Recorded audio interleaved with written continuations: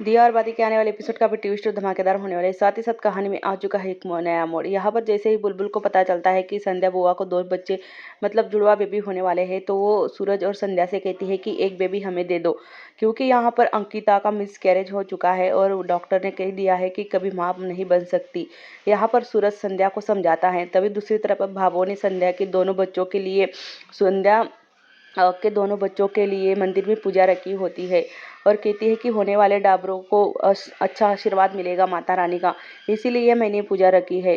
तभी भावो पूछती है बाबा साहब से कि बाल गोपाल कहाँ पर है। तभी बाबा साहब कहते हैं कि मैं तो सूरज के ही रूम में भूल गया। तभी ये बाबा साहब कहता है कि मैं जाकर ले आता हूँ। तभी भावो कहती है कि आप जाओगे तो नई नवेली दुल्हन की तरह धीरे धीरे चलकर जाओगे, मैं ही जाती हूँ और मैं ही जल्दी से लेकर आती हूँ, हमें देर हो जाएगी। तभी यहाँ पर सूरज कहता है कि संध्या जी, जो मैं कहना चाहता हूँ आप समझ जाइए। बुलबुल कितना जिद कर रही थी, कल आपने देखा ना कि एक बेबी हमें दे दो, और साजिक है क्योंकि उसे भी लगता होगा कि उसे भी एक छोटा सा बेबी उसके घर में भी चाहिए, और वो कितनी बीमार पड़ गई है और एक ही जिद पर अड़ी है कि उसे भी एक भाई चाहिए या बहन चाहिए।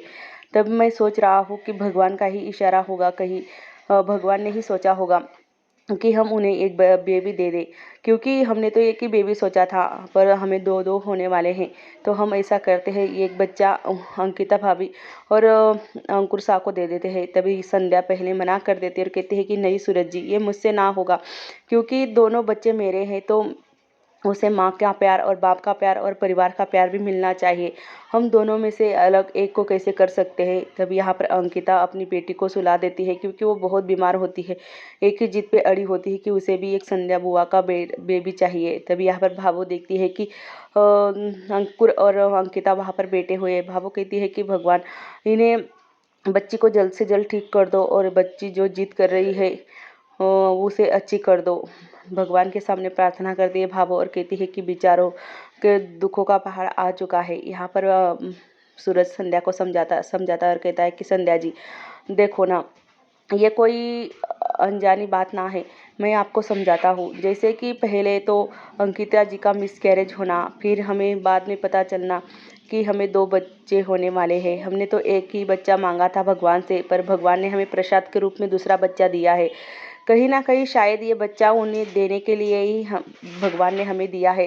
तभी यहाँ पर संध्या कहती है कि पर भावो क्या कहेगी। भावो कितनी खुश है, पूरा परिवार खुश है, हमारे 2 बच्चे आने के खुशी में कितने खुश है सब घर वाले। देखा नहीं, मेरे लिए सब घर वाले चटनी चुराने के लिए चले गए थे और आप भी कितने खुश थे। आपने हम दोनों ने कितना सारा सपना देखा था दोनों बच्चों के लिए, और मिल बांट के हमने काम भी बांट लिया था। एक बच्चा आप संभालोगे और एक बच्चा मैं कैसे अपनी कोख से निकला हुआ बच्चा अंकुर भैया और अंकिता भाभी को दे दूँ। सूरज कहता है कि नहीं संध्या जी, हमें इतना स्वार्थ नहीं होना चाहिए। हमें एक छोटी सी बच्ची कितनी रोती है, कितनी गिड़गिड़ाती है, आपने देखा ना, कहीं इसे कुछ हो गया। तो तभी संध्या कहती है कि नहीं सूरज जी, ऐसा कुछ नहीं होगा बुलबुल के साथ।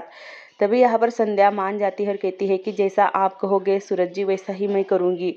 तभी यहाँ पर संध्या कहती है कि पर भावों को समझाना बहुत मुश्किल है, भावो ना मानेगी।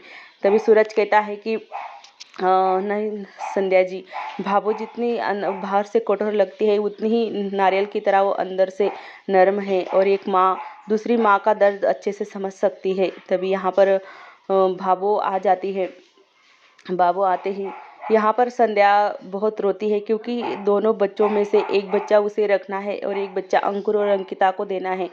तभी यहाँ पर संध्या कहती है कि आप जैसा चाहोगे वैसा ही होगा, पर मुझसे मुझसे तो ये बहुत बड़ी बात है, मैं कह नहीं सकूँगी भावों से, क्योंकि भावों ने इन दोनों बच्चों के लिए बहुत सारे सपने देखे हैं, बहुत सारे सपने संजोए हैं, और भावों ने कितनी खुश है। तभी भावो कहती है कि हाँ, बिंदुड़ी तो सही कह रही है कि मैं बहुत खुश हूँ।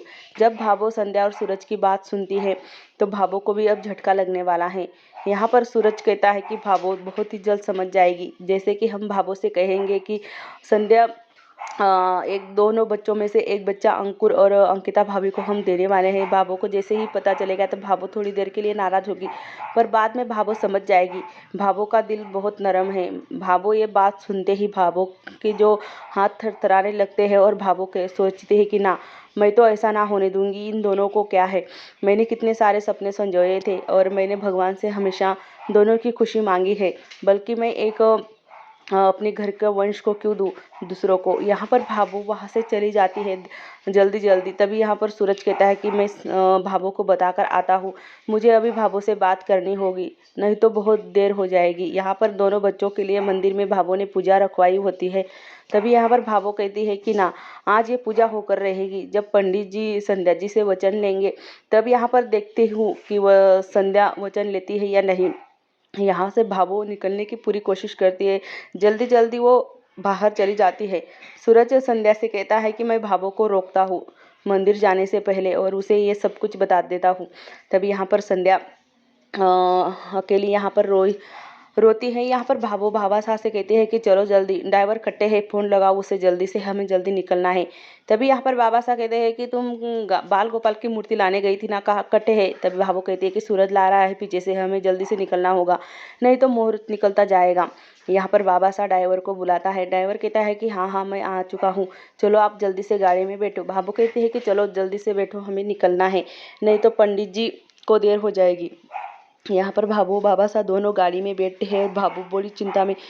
तभी यहाँ पर बाबासा कहते हैं कि देख संतोष, तू तो बहुत जल्दी कर रही है, ऐसा लग रहा है कि कहीं शादी का मुहूर्त ना निकल जाए, हमें कहीं शादी में जाना है क्या। तभी यहाँ पर भाभो कहती है कि जो मैंने अपने कानों से सुना है वो सुनने के बाद मैं डर भगाने की कोशिश कर रही हूँ। सूरज आता है, भाभो को आवाज़ देता है, कहता है भाभो रुको। तब तक गाड़ी निकल जाती है। तभी यहाँ पर बाबासा के फ़ोन पर फ़ोन सूरज लगाता है। सूरज का फ़ोन आते ही भाभो बहुत डर जाती है और कहती है कि अब वही बात करने के लिए यह फ़ोन लगा रहा है बार बार। सूरज फ़ोन लगाता है पर भाभो फ़ोन नहीं उठाती है। भाभो कहती है कि जब वो मंदिर में आ जाएगा तब बता देगा क्या बात है, और अब फ़ोन उठाना ज़रूरी ना है। तभी यहाँ पर भाभो पंडित जी से मिलती है, वहाँ पर पूजा का सामान सारा दे देती है। और यहाँ पर भाभो देखती है कि सूरज और संध्या मंदिर की तरफ आ रहे हैं। भाभो वहाँ पर चुप जाती है। सूरज अपने बाबा साहब से पूछता है कि बाबा साहब भाभो कहाँ है। उसके बाबा साहब उससे कहते हैं कि यही कहीं होगी, देख ले। तभी सूरज कहता है कि संध्या जी मैं देख कर आता हूँ भाभो को कहाँ पर है। तभी यहाँ पर भाभो चुप कर मंदिर के पीछे खड़ी होती है।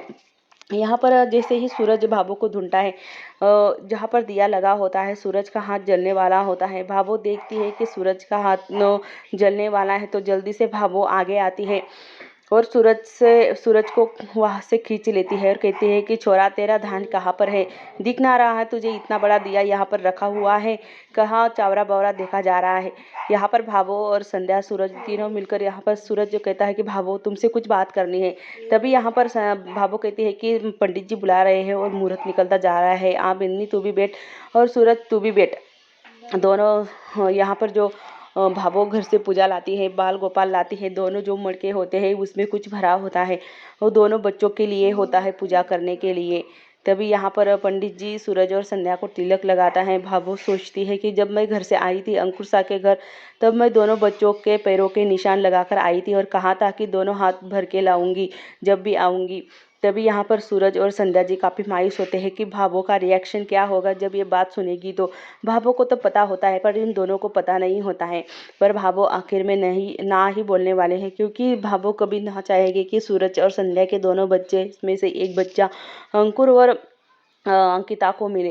यहाँ पर पंडित जी कहते हैं कि दोनों बच्चे अपनी माँ की कोख से निकलने के बाद वो अपना माँ का एक हिस्सा बन जाता है। जैसे हम पानी पे छड़ी मारते हैं, पानी अलग ना होता, वैसे ही दोनों बच्चे कितनी भी दूरियां आ जाए तभी कभी भी अलग ना होंगे, वो एक ही रहेंगे। तभी यहाँ पर संध्या की आंखों से आंसू निकलते हैं। अगली अपडेट के बारे में